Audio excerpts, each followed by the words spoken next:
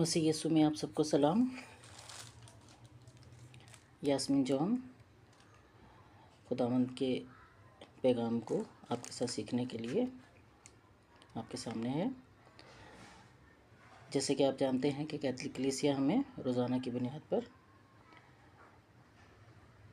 खुदा बाप के पैगाम को सिखाने के लिए 2 तलावतें देती है, जिसमें से आज की जो 2 तलावतें हैं वो पहली तलावत गलातियों की किताब में से, फिर जमाती ज़बूर और फिर इंजील मुक़द्दस है जो कि लूका में से है, लूका की इंजील में से है।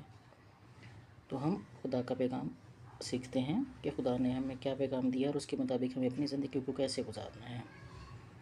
तो आज के लिए जो हमारा पैगाम है वो पहली तलावत गलातियों उसका 2 बाब, उसकी पहली से दूसरी आयत और फिर 7 से 14वीं आयत। आज की पहली तिलावत में पौलुस रसूल अपने ईमान की मजबूती और अंजील की सच्चाई के लिए अपने सफ़र का जिक्र करते हैं। वो वाज़ा करते हैं कि खुदा ने उन्हें गैर कौमों में कलाम की मुनादी के लिए भेजा था, जबकि पतरस को यहूदी कौम में।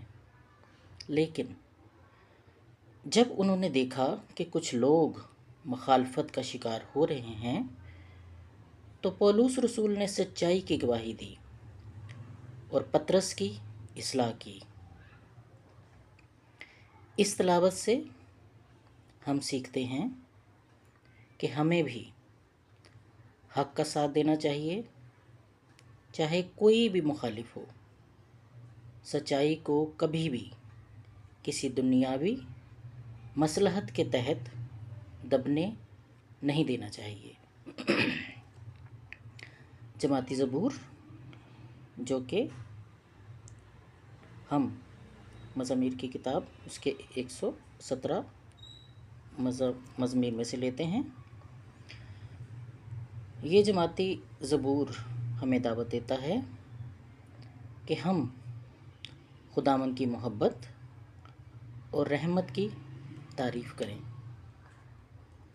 खुदा का फ़ज़ल हर कौम और हर नस्ल पर मुहित है। हमें हर हाल में खुदा की तारीफ़ और शुक्रगुज़ारी करनी चाहिए, क्योंकि उसकी मोहब्बत हमेशा कायम रहती है। आज की इंजील मुक़द्दस लूका की इंजील उसका 11वां बाब, उसकी पहली 4 आयत। आज की इंजील में यस्सु अपने शागिर्दों को दुआ करना सिखाते हैं। ये वो दुआ है जिसे हम खुदावंद की दुआ या लॉर्ड्स प्रेयर कहते हैं। ऐ हमारे बाप, तेरा नाम पाक माना जाए।